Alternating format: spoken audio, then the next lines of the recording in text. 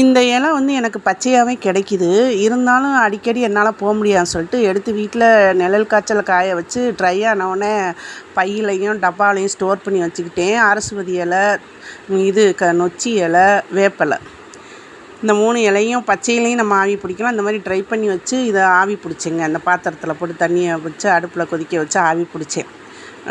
ஒரே ஜலதோஷம், நீர் புணப்பு, இதுகளுக்கு தலைவலி, தலை பாரம் இதுகளுக்கு செஞ்சேன்.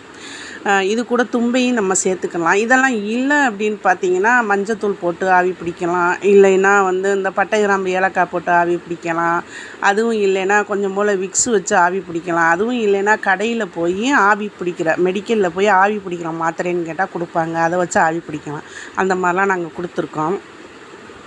இப்போ வந்து இது பச்சை இலையாக இருந்தாலும் சரி, காஞ்ச இலையாக இருந்தாலும் சரி, நம்ம வந்து இந்த மாதிரி ஆவி பிடிச்சிக்கலாம். பச்சை இலை கிடச்சிச்சின்னா இது வந்து அரசுவதி, வேப்ப இலை, அந்த நொச்சி இலை, இதில் 3ல் எது கிடச்சாலும் சரி, 3 கிடச்சாலும் சரி, பச்சை இலையை ஒரு காட்டன் துண்டில் விரித்து போட்டு அந்த பச்சை இலையை பரத்தி வச்சு மண்ணை நல்லா வறுத்து கொட்டி, எனக்கு சின்ன பிள்ளையிலேருந்து கல்யாணம் பண்ணி குழந்த பெற்று பெரிய பிள்ளை வரையும் என்னுடைய அம்மா வீட்டில் அம்மா பாட்டி எல்லாம் இதை எனக்கு செஞ்சாங்க. ஒருத்தரம் கொடுப்பாங்க.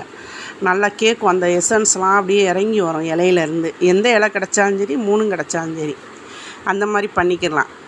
விறகடுப்பில் அப்போலாம் விறகடுப்பு தான். அதில் வந்து செங்கக்கல்லை போட்டு நல்லா சூடு வந்தோன்னே இந்த தண்ணியில் தூக்கி போட்டு ஆவி பிடிப்பாங்க. இப்படிலாம் தான் செஞ்சோம்.